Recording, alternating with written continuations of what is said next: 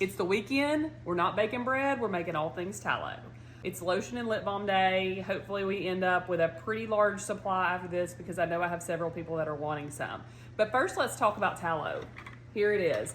Here's the deal. If you are buying a tallow product, you need to know where they got their tallow, where they got their beef fat, and how it was rendered. Because a lot of large suppliers of tallow are not giving you real tallow product, okay? I mean, it's beef fat, but it's been bleached, it's been heated at super high heat, and you're not getting the results of using those tallow products like you would from your small town person or your person making in small batches. So I buy triple rendered tallow from a farm.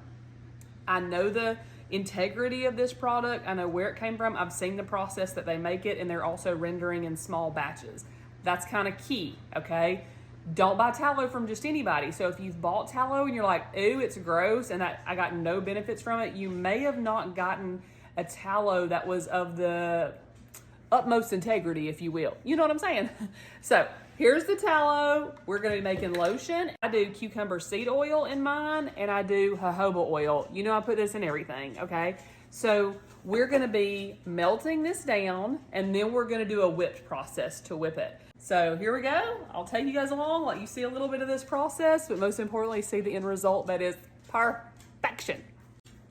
Next, add the tallow to some sort of double boiling option and stir until it's clear. So I'm getting ready to add my oils. I'm gonna measure these out, and I'm gonna add them to the tallow once that tallow has melted down and cooled off just a hair. I don't want these oils getting heated very much because they lose their properties. So we wanna let the melted tallow cool down a little bit before we add these and then go through our whipped process. Cut it a little close on the size of the container, but we're okay.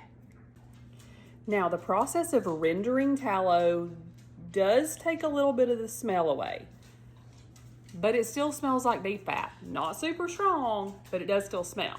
So I got right here, cinnamon bark from Young Living. Mask the smell of the tallow for me well. Understand, the tallow's not bleached. It's not been cleaned up with a chemical to remove the smell, okay? So you do have to use a little something to change the smell.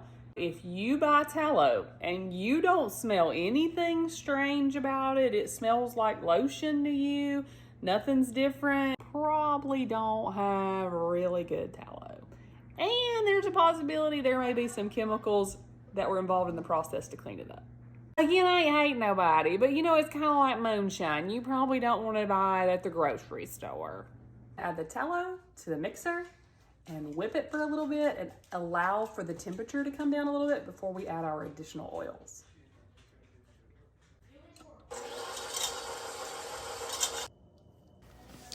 Now, as you can see, this tallow is still pretty thin when I load the jars. It's whipped just enough for a good consistency, and this means we are almost done. One thing to know about natural lotions is that they do not contain chemical absorbers, so you're gonna see them sit on the skin just a little bit longer. It's not gonna be super greasy for a long time or anything like that. I love the way this feels. Overall, it's the absolute best moisturizer I have ever used. It's gonna repair the skin, it's gonna improve the look of the skin, it's gonna tighten the skin. The overall 10 out of 10 recommend.